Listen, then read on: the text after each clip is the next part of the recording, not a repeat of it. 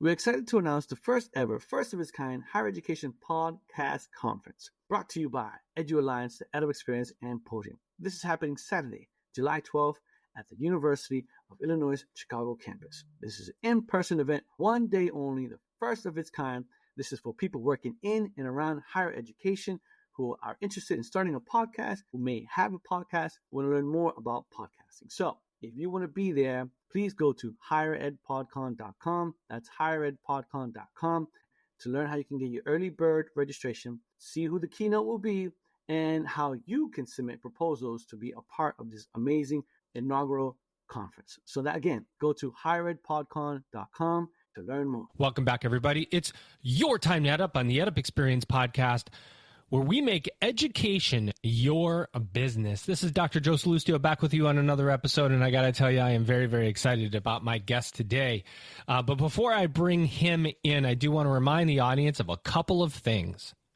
Number one, you probably have, if you've been listening to recent episodes of the Edub Experience, you're hearing me say these things repeatedly, but someone said today to me that repetition never hurts. So I thought, well, I'm going to keep repeating it until you get so tired of me, I get some nasty grams.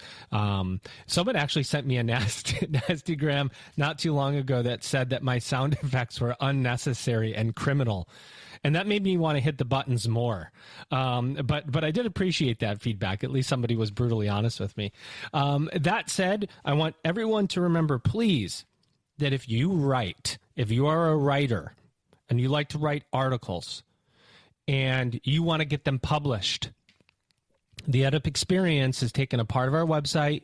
We've created EdUp editorials for our colleagues across higher education who have a good story to tell. Maybe it's an innovative program. Maybe it's your opinion on the future of higher education.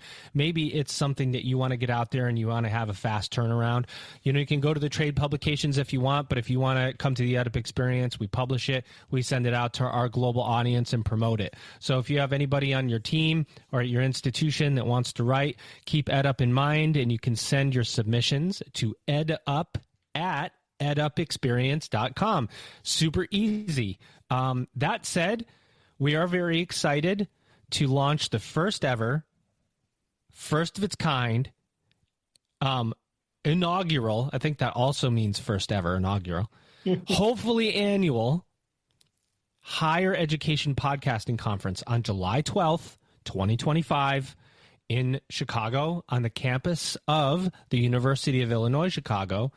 My co-founder of the Edub Experience and I, Elvin Freitas, along with our partner Dean Hoke, have come together to launch the first ever higher education podcasting conference called Higher Ed PodCon. And that's on July 12th. It's on a Saturday, a single-day conference. We're lining up speakers and getting our sponsors together and hope to bring you information on podcasting in higher education and how powerful of a medium it is. How do you start one? What technology do you need? How do you create a structure? What should you do? How should you do it? Talk to other podcasters. A whole day devoted to this medium, and we're really excited to bring that to you. Now that is all out of the way, I got to get to my guest. I'm excited to bring him back. It's somebody that I've known for a long time. Finally, I had a chance to meet him in person very recently after a really long time. And he had to change states in between that, by the way, and so did I along the way.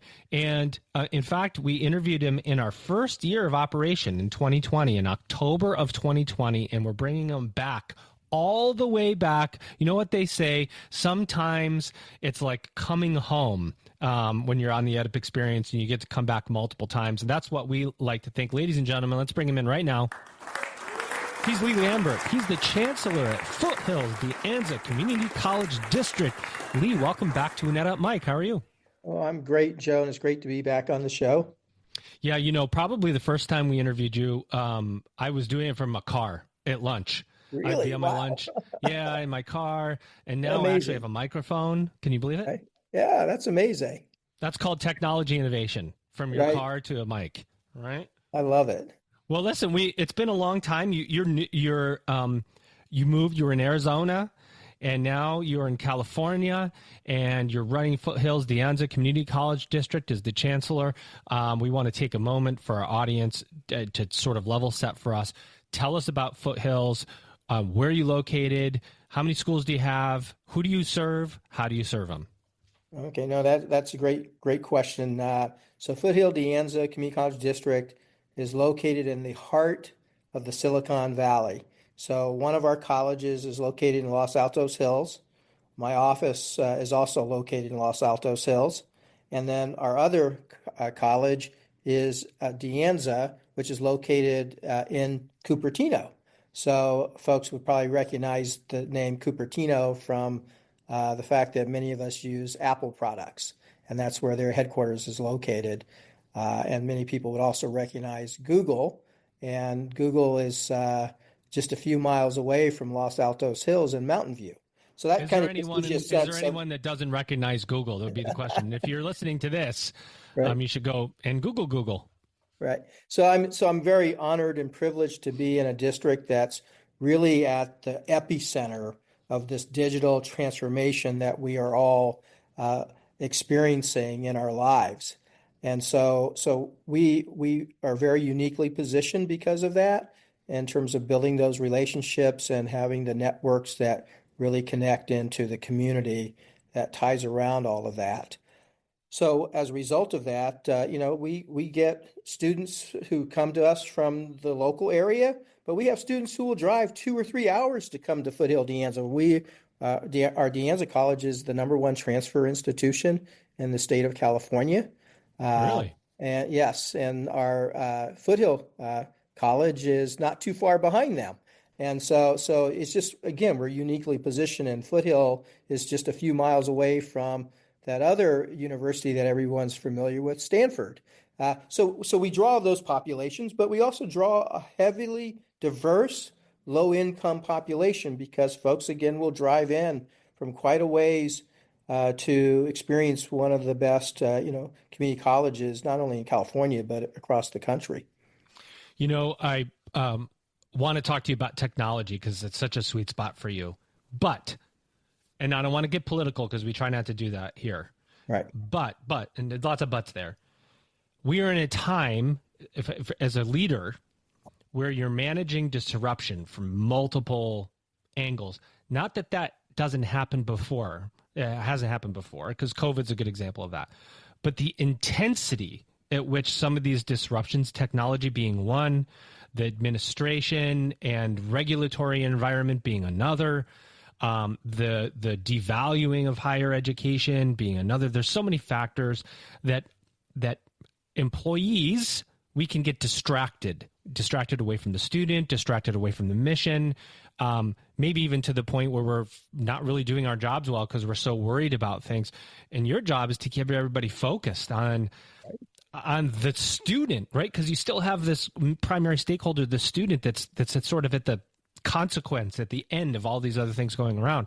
But we all have emotions that are tied up in all these things happening. How are you keeping it all straight right now as the chancellor?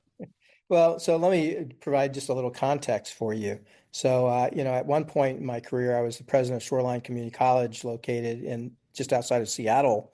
And I led that institution through the Great Recession. And also when I inherited that institution, it was in financial distress. Yikes. And then I left from there and went to Arizona, as you know. And when I arrived there, that institution was also a troubled institution, accreditation issues. I'm not even there a year, and the governor decides to zero out our state aid. Yikes. And then guess that little thing came along called the pandemic. So I led PIMA through all of that transition. So now here I am, right? And so in some ways, you're going to take it easy this time around. But I also put this all in a historical context. Yeah. You've heard me talk about the example of 1898 in New York City, the Urban Planners Conference, and their focus was on manure.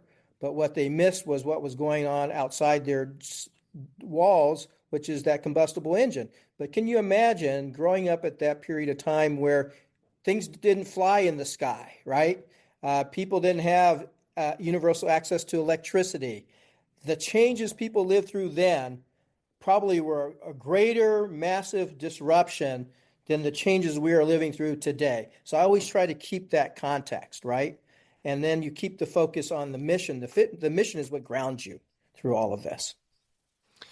Yeah, it's so important that you say that, because the mission of higher education, a noble one, of changing lives, right? Creating generational wealth by providing students with education, and doing it for a diverse student body, with students from lower economic backgrounds, students from the middle class, students from different socioeconomic classes, and diversity and equity, and these words now that are part of the mission that you can't almost say out loud. I mean, it is a funny spot to live in, because ultimately we have to do that work to succeed in higher ed, right?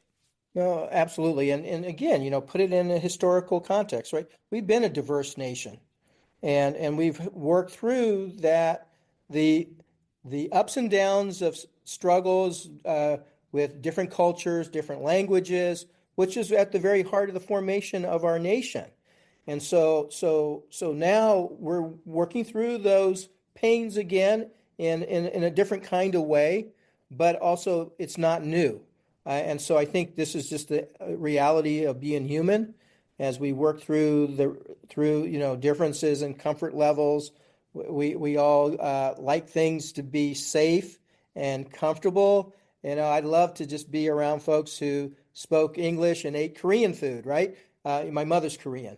But the thing is, that's not how the world works, because I've lived on 3 continents. I've traveled to 6 minus 1 and been to many countries. That's the exciting thing about the world, right? Is that diversity. So how do we make sense of that and create spaces for everybody? I think the U.S. is an example of the challenges and the rewards of that.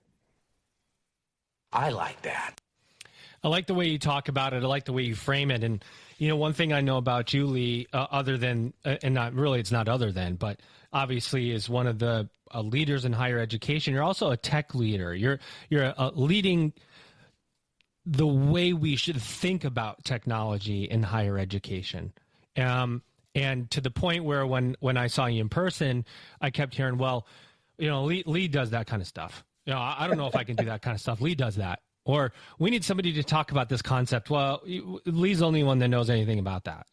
And it just gave me great perspective. And I want to talk about, because we were together, but unfortunately you missed my session, but I got to see yours, and I want to connect those dots for you on what happened. But, there's such a range of adoption right now. And I want to know how you think about technology right now. You post articles about it. You write articles about artificial intelligence in higher ed. You're also seeing students at a community college struggling with access, basic need access.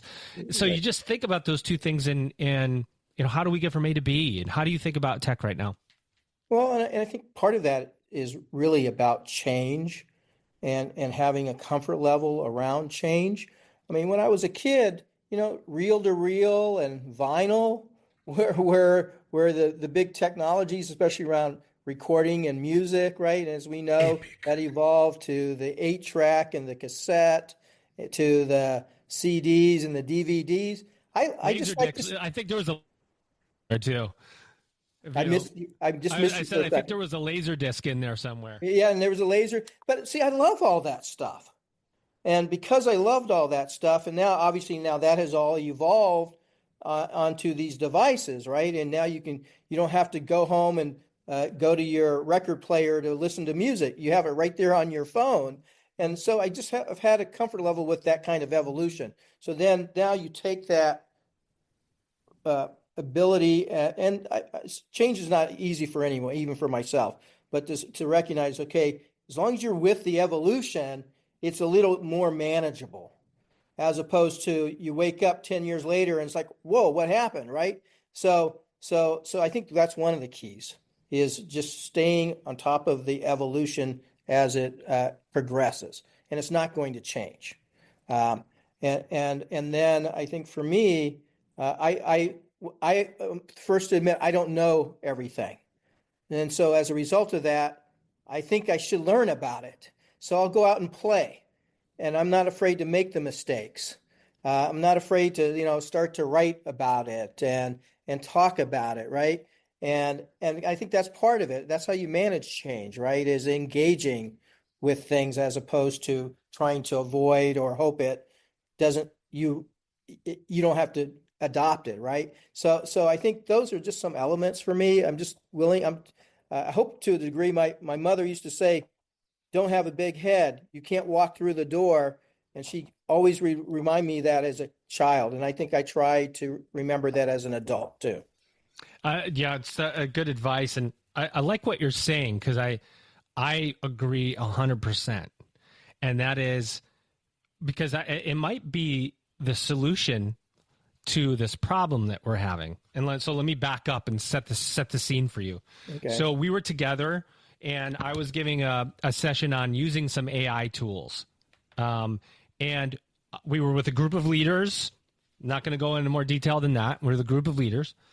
And I sort of going through let's play. So I want you to take out ChatGPT or Claude or whatever you use, and we'll put in a prompt and say, create me a strategic enrollment plan.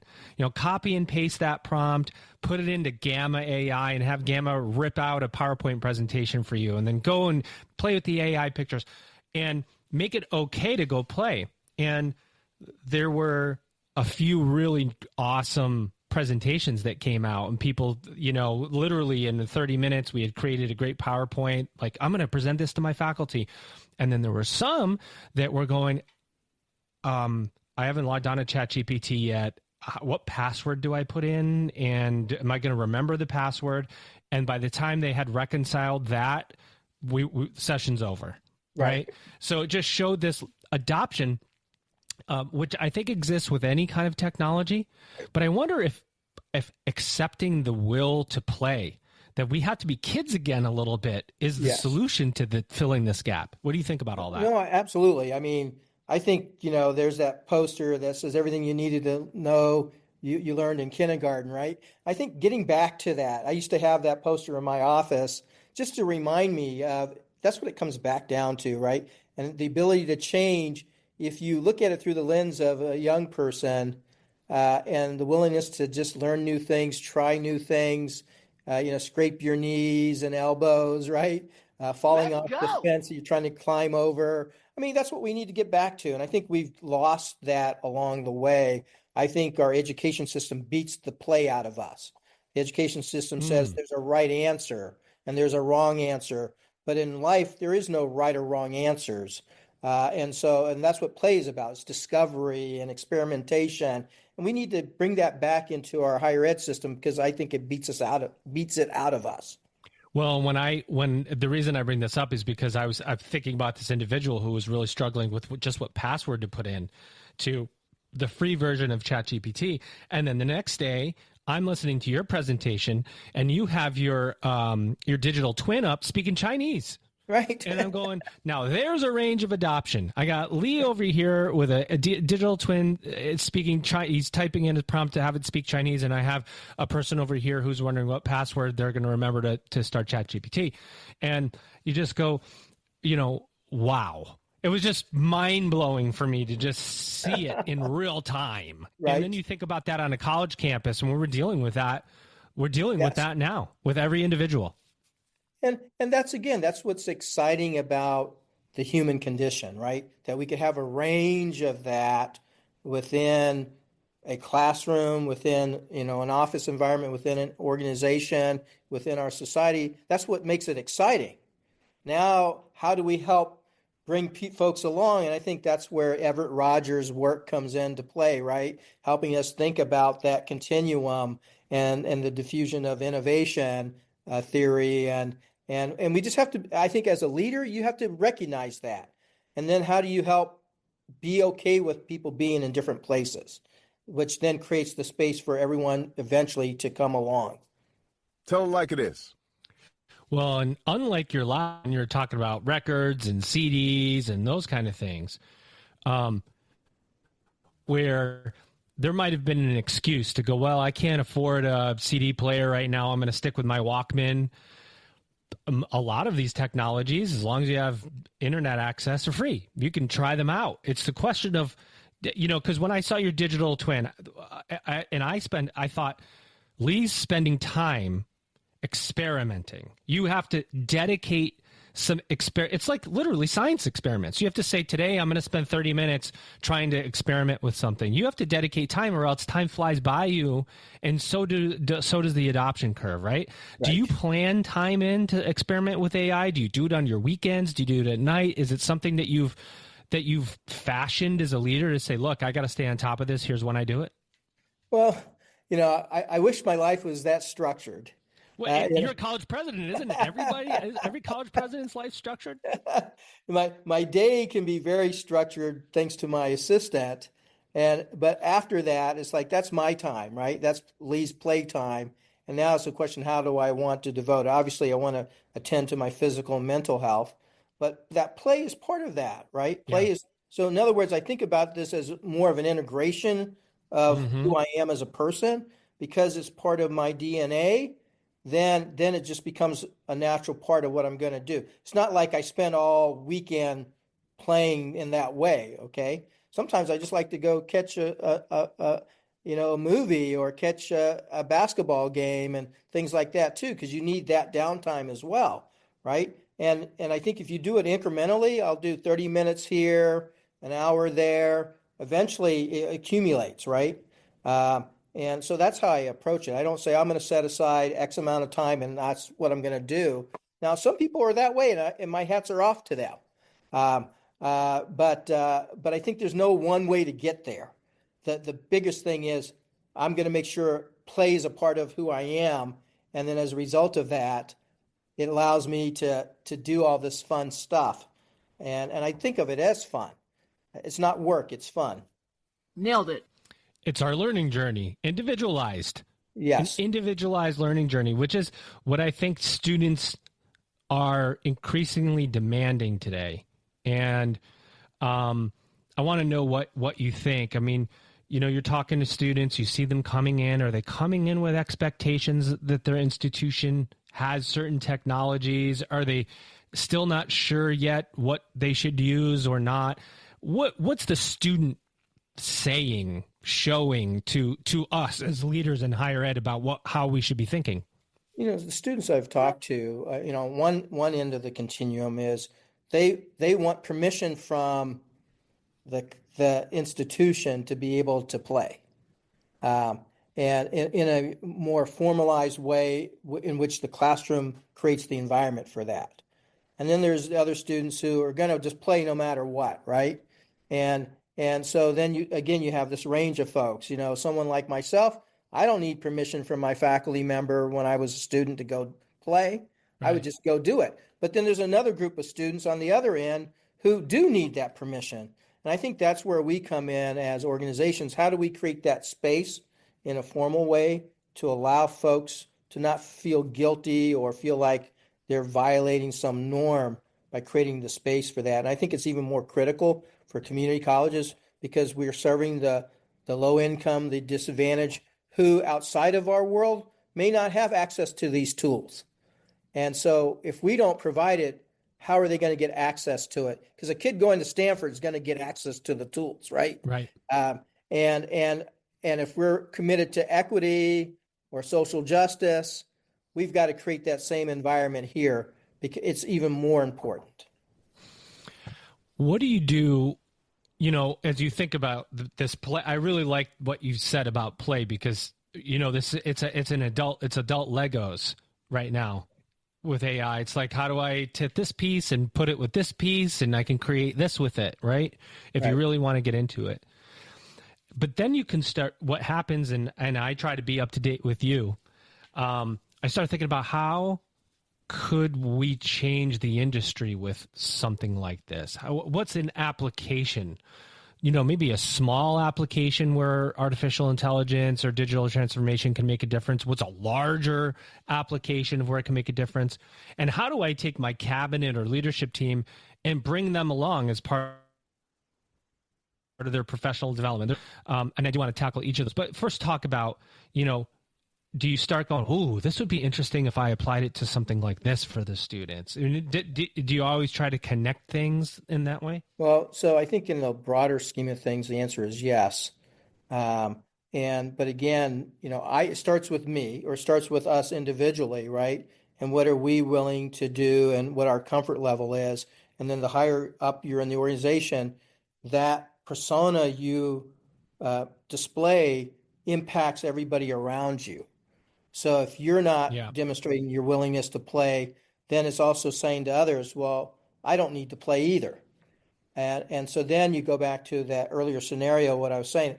When I was a student, I didn't need permission from my faculty member to go do certain things, whereas you have others who need that. So that range exists within, the leaderships of the organization. And so if the leaders feel like I need permission and the leader isn't giving that permission, then you're going to limit the growth of those individuals, which then has a cascading effect, right? Now, just because I approach things the way I do doesn't mean that everybody's going to embrace it either. And so I think it's important for me to give voice to that. And that's what I try to do when I do opening day remarks, or when I'm talking to groups, is to try to give voice to that. That gives permission to that person who wants to do it, but is hesitant because they say, I need permission. Whereas the other person doesn't need permission. They're just going to go do it anyways, right? So I'm trying to create space that way. And I think you're a great example, Joe, because you've been experimenting and playing with these tools. The fact that you said, I'm sorry I missed you on Saturday. I had a different commitment, so I had to not be there when you were doing your piece. People loved it because it actually showed them how to use the tools. So the ones who were on the fence, didn't know, you just unlocked that. You gave them the permission, right? And then, of course, now you still have folks who are still struggling, but you unlocked the door. So that's another great example of, leadership creating the environment. Yeah, it was fun to see some of those that were on the fence. Once you nudged them over, it became like an unstoppable force. I can put this in there, and I put this in there, and I make this, and I make that. Look at this, and look at that. And it was like, explosion of learning for top leaders in higher education, which is important for us. And, one of the pieces of advice I gave Lee, professional development, especially in times like this, is a very hard expense line to maintain. It's always one of the first you cut too, because it's like, well, we're tight. We're going to cut professional development. Nobody's going anywhere this year or whatever. And I just go, the $20 paid version of whatever LLM you have, $140 a year for your staff member. And then, times however many cabinet members you have. So maybe it's $1,000, $1,500 a year. And you've unlocked the best possible professional development you could by giving everybody a subscription and saying, okay, we have a project coming up this week.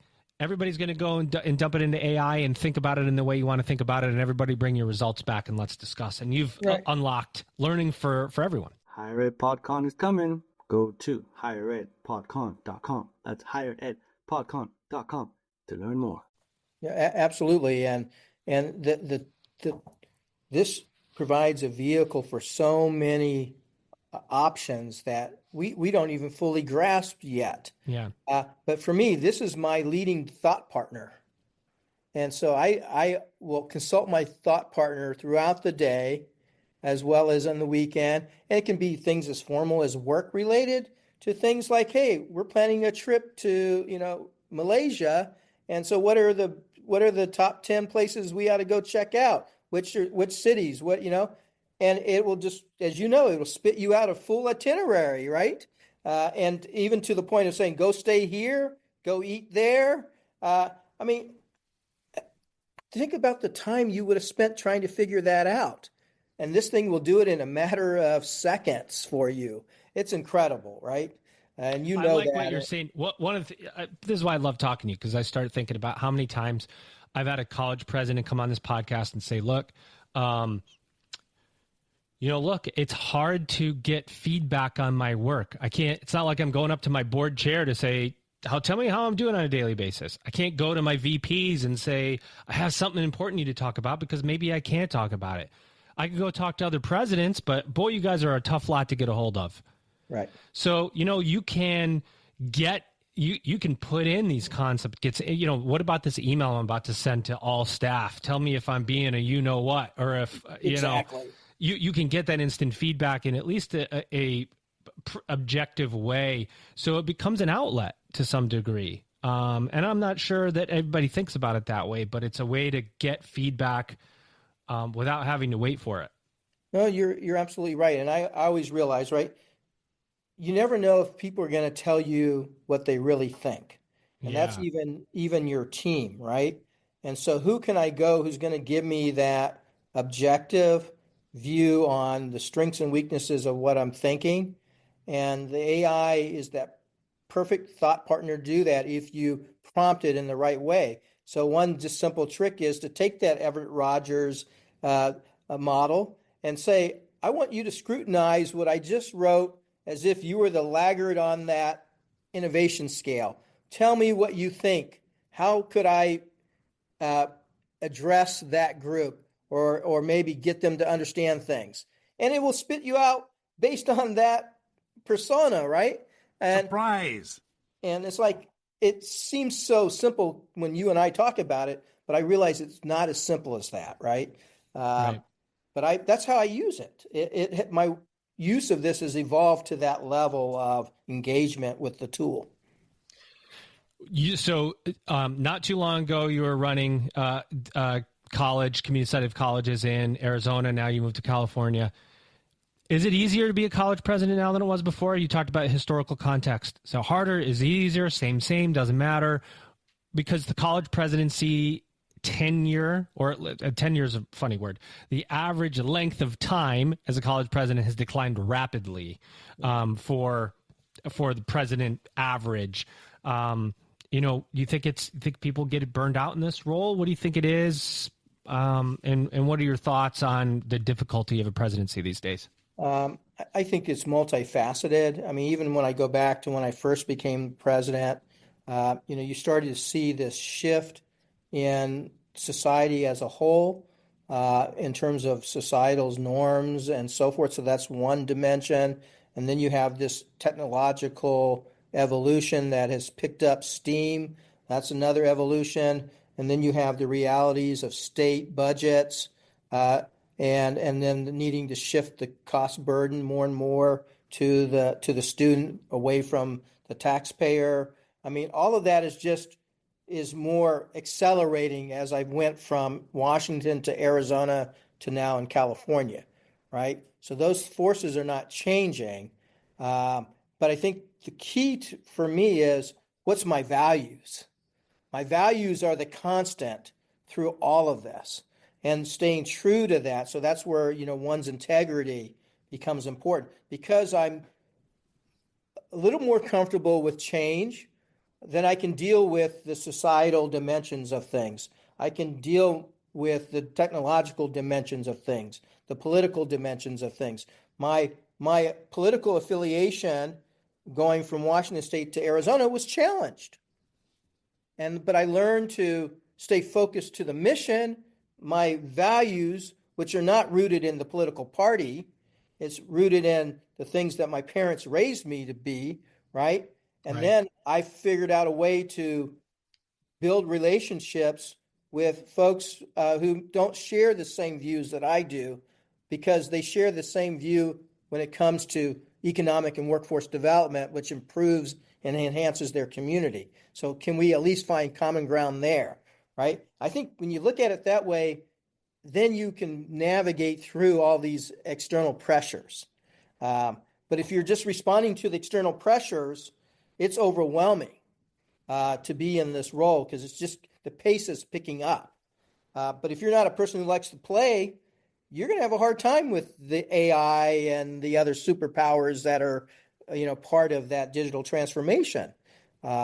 If you're having a hard time, you're not comfortable with other cultures, and then you're going to have a hard time with the societal shifts as the population and demographics shift, right? So you can kind of see that, right? So some of it is, what was your upbringing and what have you done to strengthening your values, and how does that wed up or align with what's going on? That's a fact. That's a fact. I want to talk just about change management just for a tad, because you talked about it, and it's like, you want to talk about a superpower, you got to be a really, really good change leader. Change management, I think, is the consequence of change leadership. Right. Right. And especially now, I'm going to say especially now, but whenever you're trying to onboard some type of change that's institutional, like adoption of a new academic calendar, a new way of learning, or, sometimes it's even a program, in this case, technology or digital transformation, there is negative inertia, right? You've got this buildup of the 7 worst words in business, right? We've always done it that way, or some thought. And sometimes it comes down to the individual of what happens to my job if I get on board with this, right? And so it becomes a very personal discussion within each person to say, am I on board or not? But to be effective as a leader in higher education, especially president chancellor, change leadership is so key, right? Because we have to shift the model. What's been successful for you in leading change that you could tell the audience, other leaders listening, to say, hey, look, this is just a tip or two that I've learned along the way that has helped me?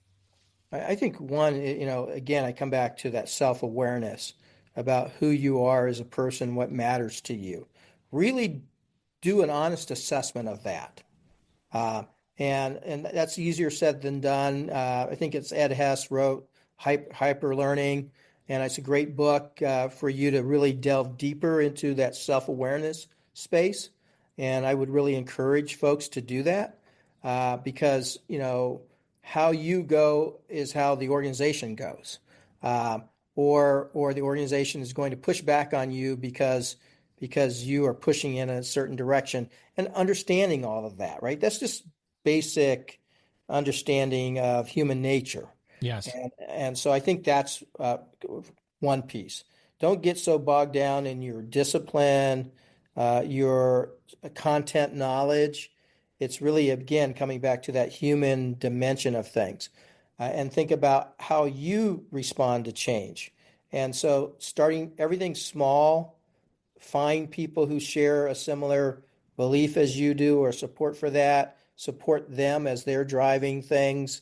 And then if something takes hold, great. If something doesn't take hold, you just got to accept it's not going to happen here. And then you got to reassess, is this the right environment for you, right? And so it's all of that. But if you think, everyone, it should always be my way, and then you're going to struggle, because the world is not about my way or your way. It's about our way. And how do we get there? And it starts with self-awareness. Yeah, I think that's sometimes a missing piece, right? Because you think what you need to do is right, and sometimes it sounds right, it feels right, it is right, but when you dig deep, maybe it wasn't. It's hard to accept that loss too as a change leader, to say, okay, I'm relenting on this one, whether it's pride or otherwise. It's you're right. It is a self-awareness exercise as much as it is a influencing exercise. Right. And the other part too is, so I read about the Korean War just because of my natural affinity to South Korea.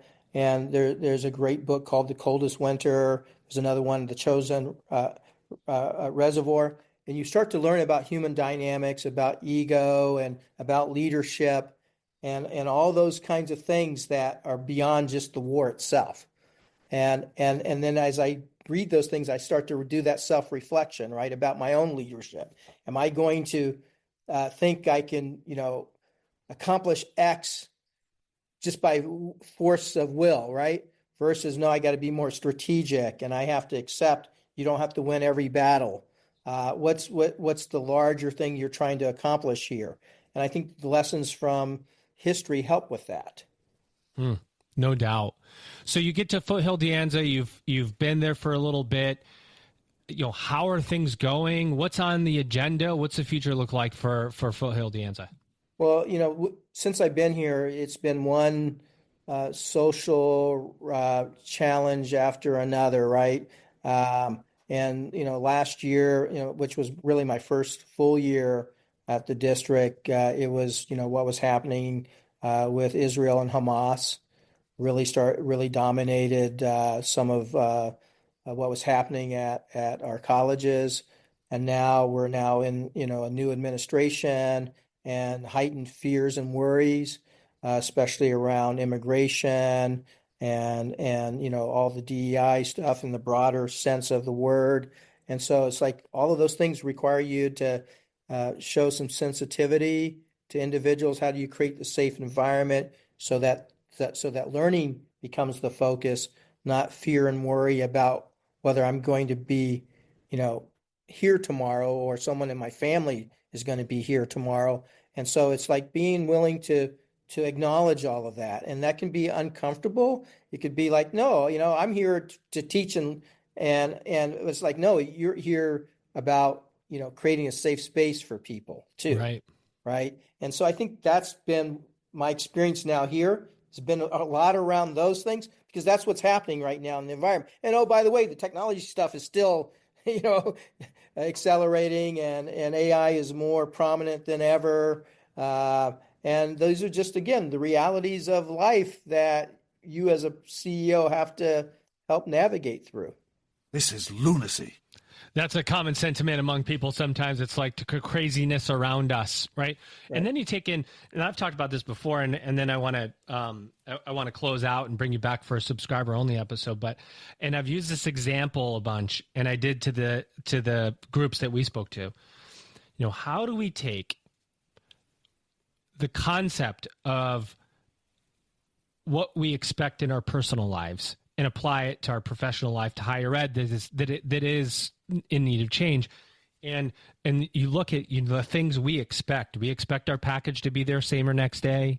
Right, and I use the example of Netflix that, if you're watching Netflix, there's a little button at the bottom when you start your show and it says skip intro. Like I won't even, we're so impatient as human beings. We only wait the 1 minute for the introduction. We skip it the first chance we get. And what a value add that was for those that watched Netflix beforehand, where you had to watch that intro. I mean, It changed lives, something that simple.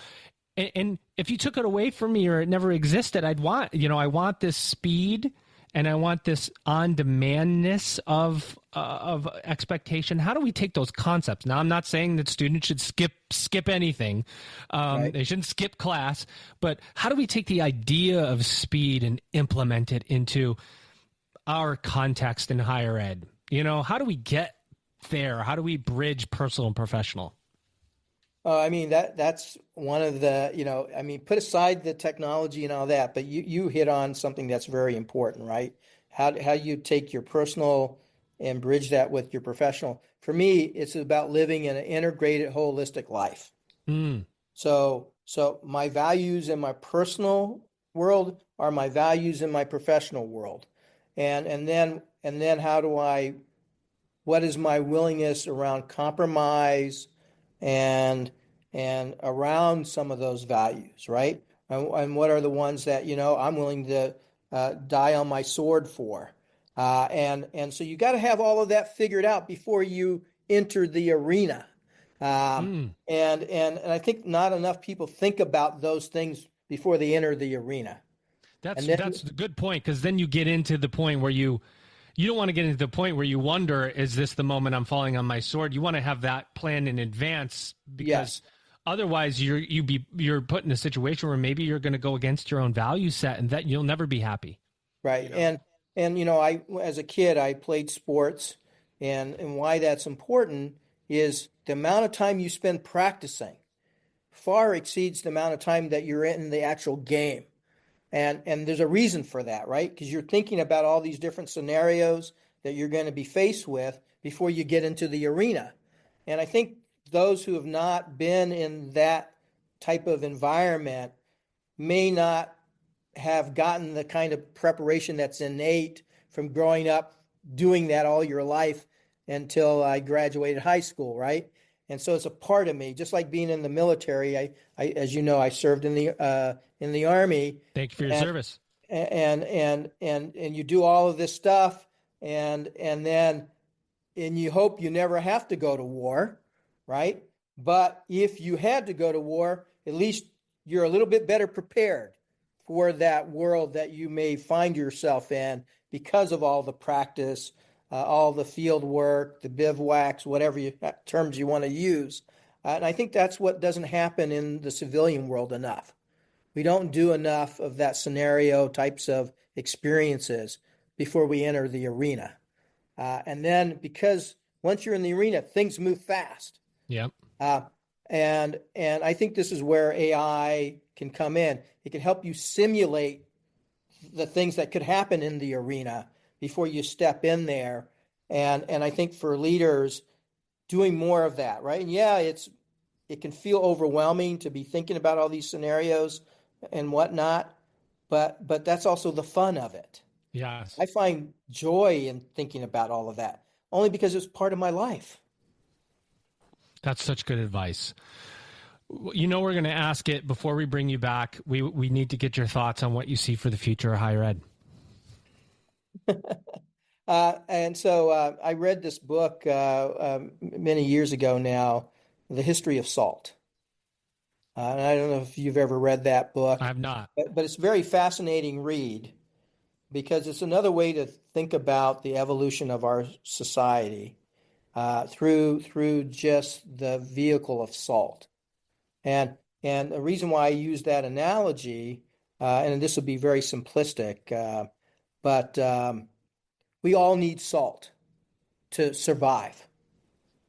We all, in the 21st century, we need access to post-secondary education to survive. Okay, so that's where I draw that connection first. And then now let's talk about what happened with salt, right? Over time, salt was, a lot of towns sprung up around salt. They were doing salt making in a lot of places, right? But as the technology evolved, what happened was less and less people were in the business of making salt. Doesn't change the value of salt. It just changes how many people are involved in the production of salt. And now you fast forward today, Cargill, Morton are the big players, and then you have the specialty salts, but you don't have every town making salt anymore. I think that's where higher ed is headed. And right now, higher ed is in a lot of different communities, right? And a lot of communities depend on having that college or university in their backyard. But as the changing realities of the technology, the changing shifts in demographics are occurring, not everybody's going to survive that, even though everyone still needs access to the post-secondary education. And I don't know what the numbers are going to be, but it's just going to be less institutions are going to be around. And I don't think there's anything anyone can do to stop that. Now, the question is, what's going to replace it? And I think what Michael Crow's doing with Arizona State University is an indicator of that reality, especially in the university space. Well, you said a lot, Lee, and these podcasts sometimes are just too short. We could probably do this for another hour, and we'd hit a bunch of stuff that needs to be talked about. That's why we'll have you back again and again. Thanks for being here again, man. And I don't want you to leave because I want to bring you back. Okay. But ladies and gentlemen, he's Lee Lambert. He's Chancellor at Foothill-De Anza Community College District, and you've just upped. All right, we're back with Lee, everyone. Lee, quick question before we let you go completely. You said, I think it was De Anza that was number one in transfer? Yes. Transfer is kind of a big deal, right? Yes. Because it's super complicated for students. You have lost credits. You have, recognition, PLAs and CPLs and all these things. And then you have something like artificial intelligence, and you go, this is an area where you'd think that over time it could be simplified because of the inputs and outputs. What do you, knowing how deep you are into the transfer thought process, because you have that within the district, what are you thinking about transfer and technology these days? So, but it goes back to my belief in the liberal arts. I believe the liberal arts are more important now than ever. And because it wasn't that long ago, like 2 years ago, everybody was saying liberal arts are not important anymore. And the pendulum's swaying back really quickly. I agree with you 100%. It's swaying really quickly back when technology exploded, right? But it's liberal arts probably in a different kind of approach. I went to an undergraduate school that everything was multidisciplinary, interdisciplinary, and was focused around a problem definition and looking at how these different disciplines of the liberal arts converge together to help me solve that problem. I think that's part of what we got to be thinking about, right? We've got to move away from our siloed departments and siloed disciplines. The real creativity and innovations are in the intersections of that. And so how do we create more environments that allow for that natural collision? But before you can even get there, you got to have the foundation. And I think that's where we're falling short in our education. People need to at least know how to read and write. People need to at least do some level of mathematics. And then once you get that foundation in, then I think that's where the technology takes off from there, and can really redefine. Because once you can become that self-learner, then you're less dependent on someone else to help you with that. But until you're where you can fly like that, you still need a guiding hand. And so I think we have to think about our education from that lens. And I think that's a harder way to approach things. And obviously, technology can augment some of that. I think the work that Khan is doing through the Khan Academy provides some insights into that. You know, it's really interesting, and you'll find this fascinating too. I was at a teacher conference with my wife for my daughter yesterday, and my daughter won her 5th grade class spelling contest. So she'd be in the school spelling bee along with all the other grades.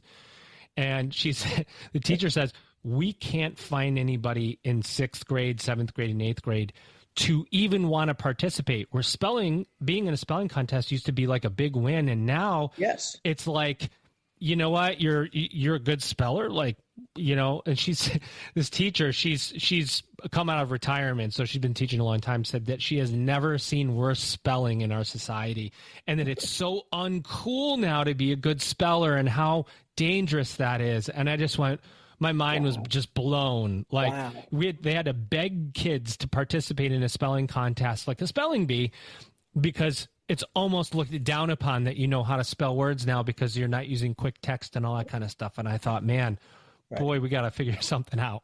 Well, absolutely. Congratulations to your daughter and to you and your wife for raising a wonderful a human being, and knowing that, you know, at the foundation is your education, right? And I think we need to make sure that doesn't get lost. Yeah. Until you have that foundation, can you really soar? And I just worry that that's going to be more challenged, especially as I can just go in and use a device to do something, or put on a headset and go experience something. It's like we need to make sure you get down to the fundamentals. Truth. Well, fundamentals, running your layup drills, really important. Bringing Lee back lets us run those layup drills by getting back to our foundation. Love the information about self-awareness. I think that's totally key, Lee. Thanks for coming back, man. It's been 4 or 5 years. We have to get you back sooner than that. Well, I'd love to, Joe, and I look forward to continue to work together and continue to do special things for our country and our communities. Same, my friend. Ladies and gentlemen, there he is. He's Lee Lambert. He's Chancellor at Foothill-De Anza Community College District. And you've just upped. Did you buy your tickets yet? Higher Education's first podcast conference is coming July 12th. Go to higheredpodcon.com, higheredpodcon.com. Get your tickets.